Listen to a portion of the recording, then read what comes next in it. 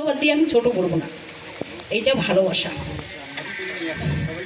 সবাই মিলে করছে, কিন্তু হয়তো উদ্যোগটা তোর একটু বেশি ছিল, এটাও ঠিক। পঞ্চানন কাকু আছে, মালতী পিসি আছে, বা এখানে কাকুরা যারা আছে, দেবাশিস কাকু আছে, আতিক আছে, তারপরে আরও দূরের থেকে কাছে কাছে সেটা হলো বাবু কাকু আছে। সবাই আসছে, এই জন্য মানে সবাইকে অনেক অনেক অনেক ধন্যবাদ।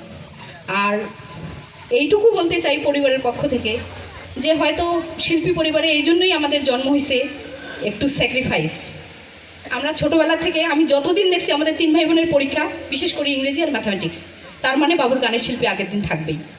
আমার মনে আছে আমি অনার্স ফার্স্ট ইয়ার ফাইনাল পরীক্ষা দিচ্ছি রাষ্ট্রবিজ্ঞান, আমার মামার বাড়িতে একজন অসুস্থ, মা ওখানে গেছে, পরের দিন মা আসতে পারবে না, আমার পরীক্ষা, বাবু সবাইকে নিয়ে আসছে, মা প্র্যাকটিস হবে, রিহার্সেল হবে, তোমাকে কিন্তু চা করে আর মুড়ি মাখায় দিতে হবে। আমি পড়বো না মুড়ি মাখায় দেবো এটা বুঝতে পারতেছিলাম না।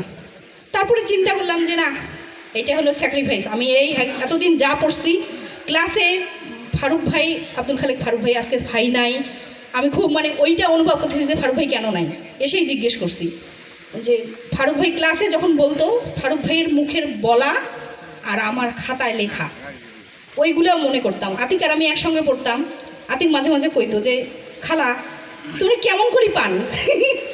রাইতো একসাথে গান গান কয়া জাগিয়ে নুরুল স্যারের ক্লাসে আর ফারুক ভাইয়ের ক্লাসে কেমন করিয়া উত্তর দিবের পান, আমার এটা মাঝে মাঝে মনে হয়।